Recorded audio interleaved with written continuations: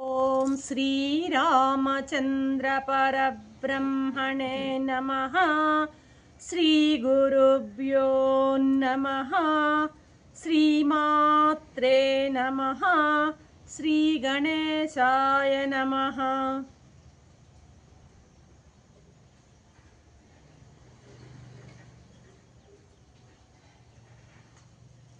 ప్రియ ఆత్మ బంధువులారా, యోగ వాసిష్టం ఉత్పత్తి ప్రకరణము 159వ భాగం.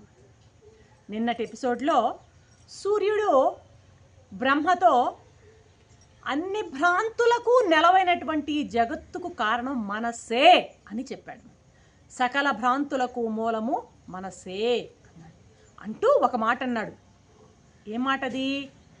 అహల్యా సమేతుడైనటువంటి ఇంద్రుని వృత్తాంతమే ఇందుకు నిదర్శనము అనేటువంటి మాట వాడాడు. కృత్రిమ అహల్య ఇంద్రుల యొక్క వృత్తాంతమే ఇప్పుడు చెప్పినటువంటి ఈ యొక్క విషయానికి నిదర్శనము అని చెప్పాడనమాట. వెంటనే బ్రహ్మదేవుడు అందుకున్నాడు. భాస్కర, నువ్వు అన్నావే కృత్రిమ ఇంద్రుల వృత్తాంతమని. ఎవరా కృత్రిమ అహల్య, ఎవరా ఇంద్రుడు, ఏమా కథ? నాకు వాళ్ళ యొక్క చరిత్రను వినాలని ఉంది. నా దృష్టిని పావనం చేసేటువంటి వారి చరిత్ర వినాలి. ఎందుకు దృష్టిని పావనం చేయడం అంటే ఆ యొక్క సత్యం, ఆధ్యాత్మిక సత్యానికి నిదర్శనంగా ఉంది కాబట్టి ఆ కథ నేను అది వినాలనుకుంటున్నాను అంటున్నాడు బ్రహ్మదేవుడు అన్నమాట. వెంటనే సూర్యభగవాన్ చెప్తున్నాడు, దేవా, పూర్వం మగధ దేశాన్ని ఇంద్రద్యుమ్నుడు అనేటువంటి ఒక రాజు పరిపాలించేవాడు. మామూలుగా పురాణాల్లో చెప్పే ఇంద్రద్యుమ్నుడు కాదు. ప్రతి దగ్గర ఒక క్యారెక్టర్ని చెప్పినప్పుడు వాల్మీకి మహర్షి మళ్ళీ వివరిస్తుంటారు. మనం పురాణాల్లో చెప్పిన ఇంద్రద్యుమ్నుడే ఉన్నాడు కదా, ఇంద్రద్యుమ్నుడు గజేంద్రుడుగా మారినటువంటి వృత్తాంతం ఉంది భాగవత కథల్లో. ఆ ఇంద్రద్యుమ్నుడు కాదు, ఇతని పేరు ఇంద్రద్యుమ్నుడు. ఇంద్రద్యుమ్నుడితో సమానమైన వాడన్నమాట. ఇంద్రద్యుమ్నుడు అనేటువంటి రాజు ఉండేవాడు. ఇతనికి అహల్య అనేటువంటి ఒక సౌందర్యవతి అయినటువంటి భార్య ఉండేదన్నమాట. అదే పట్టణంలో మగధ దేశంలోనే ఒక యువకుడు ఉండేవాడట. ఇక్కడ ఈ యొక్క ఉపాఖ్యానాన్ని వినేటప్పుడు కొంచెం మనం గౌరవప్రదంగా ఈ ఉపాఖ్యానాన్ని తీసుకుందాం. మామూలుగా మనం అనుకున్నాం ఆఖ్యానాలు యుక్తులు కూడాను, ఇక్కడ చెప్పబోయే ఆఖ్యానాల వృత్తులు కొన్ని అప్పుడప్పుడు మనకి అసమంజసంగా తోస్తుంటాయి అనే మాట మనం ముందు వాడుకున్నాం. ఒక్కొక్కసారి కొంచెం అసంబద్ధంగా, కొద్దిగా ఏంటిది కొంచెం మనసుకి ఇదేదో అనైతికంగా ఉందే అనేటువంటి భావన కూడా ఒక్కొక్కప్పుడు కలుగుతుందేమో మనకి. కానీ ఇక్కడ ఈ ఆఖ్యానంలో కొంచెం అట్లాంటి భావన మనకు కలుగుతుంది. కానీ ఇక్కడ వీళ్ళు మహర్షులు చెప్పేటువంటి క్యారెక్టర్స్ కానీ విషయాలు కానీ కూడాను వాటి వెనక చాలా అమూల్యమైనటువంటి ఆధ్యాత్మిక రహస్యాలు ఉంటాయి. ఒక రహస్యం చెప్పడానికే వాళ్ళు ఒక క్యారెక్టర్ని క్రియేట్ చేస్తారనమాట. కాబట్టి ఇప్పుడు చెప్పబోయేటువంటి కథని కొంచెం ఒక్కరో గౌరవప్రదంగా మనం మనసుకు తీసుకుంటే బాగుంటుంది అని నా వ్యక్తిగతమైనటువంటి అభిప్రాయం. సరే, ఆ మగధ దేశంలోనే ఒక యువకుడు ఉండేవాడు. ఆ యువకుడి పేరేంటంటే వాడు ఇంద్రుడు. అతని పేరు ఇంద్రుడు అనమాట. వాడు ఎలాంటి వాడు అంటే జారుడు అనమాట, స్త్రీలోలుడు. మామూలుగా ఈ యొక్క తెలుసు కదా, జారుడు అంటే స్త్రీలోలుడు అంటే ఆడవాళ్ల పట్ల ఎక్కువగా అనురక్తి కలిగినటువంటి వ్యక్తుల్ని ఈ మాటలతో మనం సంబోధిస్తుంటాం అనమాట. అతని గురించి పాపం ఆ నగరంలో చిలవలు పలవలుగా రకరకాల కథలుగా చెప్పుకుంటుంటారు. ఆ యువకుడి యొక్క ఆయన యొక్క విట ప్రవృత్తిని గురించి, ఆ స్త్రీలోలత్వాన్ని గురించి, ఆ జారుడుతనాన్ని గురించి రకరకాలుగా చెప్పుకుంటూ ఉండేవాళ్ళు అనమాట. ఆ నోట ఈ నోట ఈ అహల్య చెవిని కూడా అతని యొక్క వృత్తాంతం పడిందనమాట. అయితే ఒకరోజు ఈ అహల్య ఒక పురాణ కాలక్షేపంలో పాల్గొనింది. హరికథా ప్రసంగాన్ని వింటూ ఉందనమాట. ఈ హరికథలో ఆ హరికథ చెప్పేటువంటి ఆయన అహల్య ఇంద్రుల యొక్క వృత్తాంతాన్ని మనోరంజకంగా చెప్తున్నాడు అనమాట. ఇక్కడ ఈమెమైందంటే ఈ అహల్య మన ఇంద్రద్యుమ్నుడి యొక్క భార్య అయినటువంటి అహల్య ఆ కథ విని ఆమె ఆ అహల్య క్యారెక్టర్లో లీనమైపోయిందనమాట. అహల్యగా తనను తాను భావించేసుకుందనమాట. భావించేసుకొని ఆమె ఎట్లాంటి ఒక విరుద్ధమైనటువంటి ఆ భావం సంకల్పాన్ని మనసులో చేసిందంటే, ఆ ఊర్లో ఉన్నటువంటి ఇంద్రుడు అనేవాడి పేరు కూడా ఇంద్రుడే కదా, నేను అహల్యని, అతను ఇంద్రుడు అనేటువంటి రిలేట్ చేసుకొని నేను అహల్యని, అతను ఇంద్రుడు అంటే ఆ కథ విని ఆ కథని ఈమెకు రిలేట్ చేసుకుని ఏమనుకుంటుంది, నేను అహల్యని కదా, ఆ ఇంద్రుడు అనేవాడు కూడా నా మీద చాలా అనురాగంగా ఉండొచ్చు కదా, అతను ఎందుకు నా దగ్గరికి రాడు, నాతో ఎందుకు ఉండడని ఇదే రకమైనటువంటి సంకల్పాన్ని అలాగే దృఢంగా మనసులో పెట్టుకుందనమాట. ఆమె పాపము ఒక పిచ్చిదానిలాగా అయిపోయింది. దుఃఖము, ఏడ్పు, రకరకాల భావాలు 24 గంటలు ఇదే సంకల్పంలో ఆమె నడుస్తూ ఉందన్నమాట.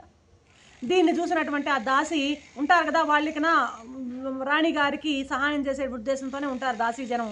వాళ్ళు ఏదో అదో ఆ పనులు ఈ పనులు చేసి మొత్తానికి ఆ ఇంద్రుడు అనేటువంటి ఆ యువకునితో ఈమెకు సాంగత్యాన్ని ఏర్పరిచారనమాట. అయితే ఈ రాజు ఉన్నారే భర్త, ఆయన సర్వగుణ సంపన్నుడు పాపం ఆయన భర్త. ఆయన ఈమె కంటికి ఇంక ఏంటంటే ఒక అల్పుల్లాగా కనిపించడం జరిగిందనమాట. ఇక ఆ ఇంద్రుడు కూడా ఈమెపై పూర్తిగా దృఢమైనటువంటి ఆసక్తిని బాగా పెంచుకున్నాడు అనమాట. వీళ్ళిద్దరి మధ్య ఉన్నటువంటి భావబంధాన్ని ఆ రాజు గుర్తించాడు. ఏది ఇంద్రద్యుమ్నుడు గుర్తించి వాళ్ళకి అనేక విధాల నచ్చజెప్పడానికి ప్రయత్నించాడు. దండన విధించాడు, రకరకాల దండనలు విధించాడు. ఆ దండనలో భాగంగా చల్లటి నీరు బాగా 0 డిగ్రీల్లో ఉన్నటువంటి ఆ నీటిలో వాళ్ళనిద్దరిని ముంచిపెట్టాడట. ముంచిపెట్టినా కూడా వాళ్ళు ఆ చలిలో కూడా వాళ్ళ ముఖంలో ఆనంద వీచికలు ఏమీ కొంచెం కూడా తగ్గలేదన్నమాట.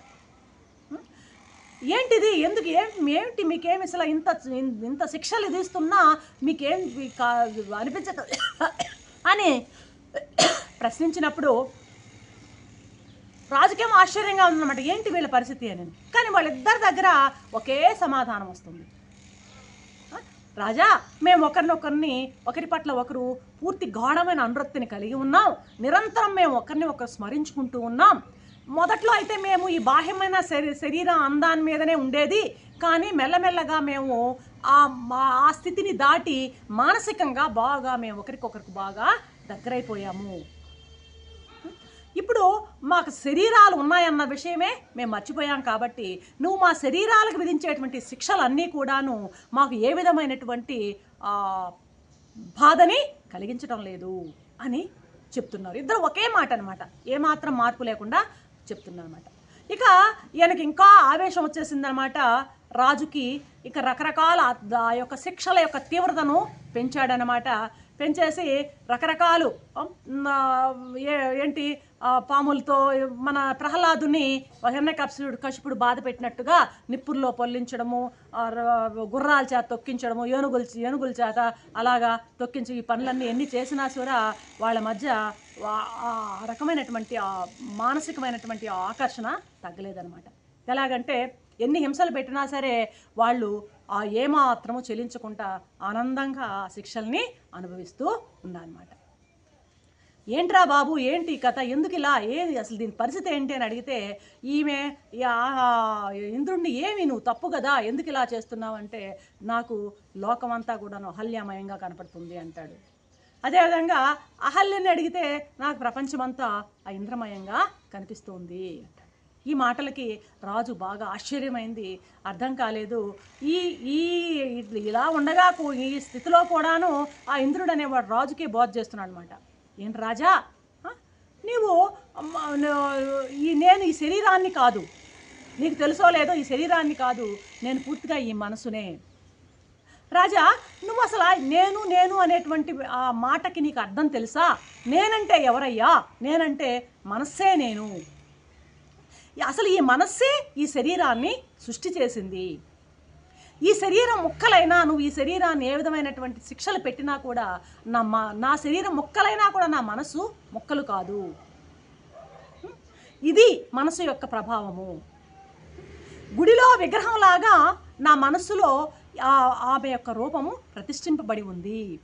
ఈ ప్రతిష్టకి కారణం ఏంటో తెలుసా? నా తీవ్రమైనటువంటి అభిలాషే, నేను గట్టి సంకల్పమే, దృఢమైనటువంటి నా సంకల్పమే దానికి కారణం. అందుకే నేను ఆ రూపాన్ని నా మనసులో సృష్టించుకున్నటువంటి ఆ రూపాన్ని ఎవ్వరూ తొలగించలేదు. ఇంతకుముందు ఎపిసోడ్లో చెప్పుకున్నాం, ఒకరు తన మనోరాజ్యంలో తన సంకల్పంతో సృష్టించుకున్నటువంటి ఆ సృష్టిని బయట వాళ్ళు ఎవరూ కూడా ఏం చేయలేరు. తనకు తానే దాన్ని నశింపజేసుకోగలడు. కానీ బయట వాళ్ళు ఎవరూ కూడాను ఆ మనోసంకల్పాన్ని మీద ఎటువంటి ప్రభావాన్ని చూపలేరని మనం ముందుగానే చూసామన్నమాట. కాబట్టి మనసులో ఏదన్నా ఒక దృఢంగా నాటుకుంది అంటే దానివలన దానిని ఎవరు బయట వారు ఎవరు కూడా దానిని నశింపజేయలేరు. ఇవన్నీ బోధ చెప్తున్నాడు అనమాట ఆయనే, ఎవరికి? రాజుకి. ఇంకోటి, మహారాజా, ఇప్పుడు మనసులో ఏదైనా ఒక సంకల్పం దృఢంగా నాటుకుంటుందంటే దాని వలన ఒక లాభం ఉంటుంది. ఏంటంటే అది ఇంకా రెండో ఆలోచన రానిదు. నా మనసంతా ఏదో ఒకే ఒక ప్రత్యేకమైనటువంటి దాని మీద లగ్నమైపోయింది కాబట్టి నాకు మరొక ఆలోచన, శరీరము కాలుతోంది, నాకు నొప్పి వస్తుంది, ఇవన్నీ ఏమీ రావన్నమాట. మనసు అక్కడ శరీరం మీద పని చేయడం లేదన్నమాట. ఆ రెండో ఆలోచన దగ్గరకే రానియదు. ఇది మనసు యొక్క మామూలు యొక్క స్వభావం. అందుకే నాకు ఇప్పుడు మీరు ఎన్ని శిక్షలు విధించినా నాకు ఈ దుఃఖాలేవి నాకు అంటటం లేదు. మహారాజా, అసలు జీవుడు అంటే ఎవరు? జీవుడు అంటే ఎవరంటే మనస్సే. అసలు ఈ జీవుడికి రెండు శరీరాలు ఉన్నాయి అని చెప్తున్నాడు ఇక్కడ అనమాట. ఏంటి? ఒకటేమో మాంసమయ శరీరం, ఇది పైకి కనిపించేటువంటి శరీరము. మరొకటేమో మనోమయమైనటువంటి శరీరము. రెండు మనసులు ఉన్నాయి. వీటిలో ఆ మనోమయమైన శరీరం ఎలాంటిదంటే కాండం లాంటిది. ఈ కొమ్మలు రెమ్మలు ఇవన్నీ ఏమంటే శరీరము మిగతా అన్నీ కూడాను కొమ్మలు రెమ్మలుగా ఉంటాయన్నమాట. కాండం పోతే కొమ్మలు రెమ్మలు ఉండవు. కాబట్టి కాండాన్ని కాండమే ప్రధానం అన్నది నువ్వు గుర్తుపెట్టుకో. అంటే మనసే ప్రధానము, శరీరం కంటే కూడా మనసే ప్రధానం అనేది మీరు గుర్తుంచుకోండి అంటూ దాన్ని, ఆ మనసుని కాపాడుకో. ఈయన చేస్తున్న బోధ అనమాట.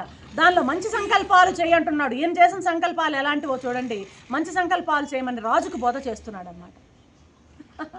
కాబట్టి అటువంటి సంకల్పాలను చెడగొట్టాలని నువ్వు చూడొద్దు, అవి దృఢంగా అని గట్టిగా చెప్పేశాడు రాజుకి అనమాట. ఇక ఈయనకి మరీ ఇంకా కోపం వచ్చేసింది రాజుకి. సరే, ఇతను ఎలా ఇక ఏ విధంగా వీళ్ళని దారికి తేవాలో తెలియలేదు. దగ్గరగా ఒక మహర్షి ఉన్నాడు, భరత ముని అనేటువంటి ఒక ముని ఉన్నాడు. ఆ మునిని కోరుతూ, అయ్యా, ఈ దుర్మార్గుడు ఈ విధమైనటువంటి దుర్మార్గాన్ని చేశాడు, పైగా చెప్పి కూడా పరుషమైన మాటలు నాకే సందేశాలు చెప్తున్నాడు, కాబట్టి వీనిని శపించండి అని ఆ భరత మునిని కోరాడనమాట. సరే, ఆయన కోరుతూనే ఈ మహర్షి కూడా కొంత ఆలోచించి కొంత పరిశీలన చేసి ఇంకా రాజు మాట కాదనలేక ఆలోచించి ఎవరికి, ఓ దురాత్మ, ఈ దుష్టిరాలతో సహా నీవు కూడా నశించిపో అని శపించేశాడనమాట ఆ భర్తముని. ఈ శాపం వింటానే వాళ్ళిద్దరూ, ఇంద్రుడు అహల్య, భయపడకుండా అంటున్నారు ఏమని, ఓ భరత మహర్షి, నువ్వు ఎంత తెలివి తక్కువ వాడివయ్యా, నీ తపశ్శక్తిని అంతా అనవసరమైనటువంటి దానికి నీవు వ్యర్థంగా చేస్తున్నావే. నీ శాపాలు మా స్థూల శరీరాల మీద పనిచేస్తాయేమో కానీ మా మనోమయమైనటువంటి దేహాల మీద నీ శాపమేమీ పనిచేయదు. నా మనోమయ దేహము ఏమాత్రమూ నశించదు. కాబట్టి నీ శాపం వలన మాకేమీ నష్టం లేదు అని నువ్వు బాగా తెలుసుకో అంటూ ఉండంగానే వాళ్ళు ఆ శాపం, మహర్షి శాపం కదా, మెల్లగా ఆ నేలపై పడి అలాగే మరణించారనమాట. మరణించిన తర్వాత వాళ్ళిద్దరూ, ఎవరు చెప్తున్నారు ఇది? సూర్యుడు చెప్తున్నాడు. ఎవరికి? బ్రహ్మదేవుడికి. మరణించిన తర్వాత వాళ్ళు మళ్ళీ తిరిగి జన్మలో లేడీ దంపతులై పుట్టారట. మరో జన్మలో మళ్ళీ పక్షి దంపతులై పుట్టారట. ఆ తర్వాత పక్షి జన్మ ఎత్తిన తర్వాత వాళ్ళు మళ్ళీ బ్రాహ్మణ దంపతులుగా పుట్టారు. వాళ్ళు పుట్టి ఇప్పటికీ వాళ్ళు ఎక్కడ పుట్టిన దంపతులుగానే ఉన్నారు. ఇది వారి యొక్క కథ, కృత్రిమ ఇంద్రుడు అహల్యల యొక్క కథ అంటూ వివరిస్తున్నాడు సూర్యదేవుడు బ్రహ్మకు. ఎందుకు ఇది చెప్పాడు అంటే, ఒకరి మనసులో దృఢంగా ఏర్పరచుకున్న సంకల్పాన్ని వేరొకరు ఏమీ చేయలేరు. ఇది ఎందుకు చెప్పబోతున్నాడు? అయ్యా, నీ చుట్టూ ఉన్నటువంటి ఆ 10 మంది సృష్టించుకున్నటువంటి ఆ సృష్టులని నువ్వేం చేయలేవు, కాబట్టి వాళ్ళ మానాన వాళ్ళని ఆ సృష్టుల్ని వాళ్ళని నడవని అని చెప్పడానికి ఉపోద్ఘాతంగా ఈ అహల్య ఇంద్రుల యొక్క వృత్తాంతాన్ని సూర్యదేవుడు వశిష్ఠునికి వివరించారు. రేపటి ఎపిసోడ్లో ఏం జరుగుతుందో చూద్దాం. అంతవరకు సెలవు. సర్వం శ్రీరామచంద్ర చరణారవిందార్పణం. ఓం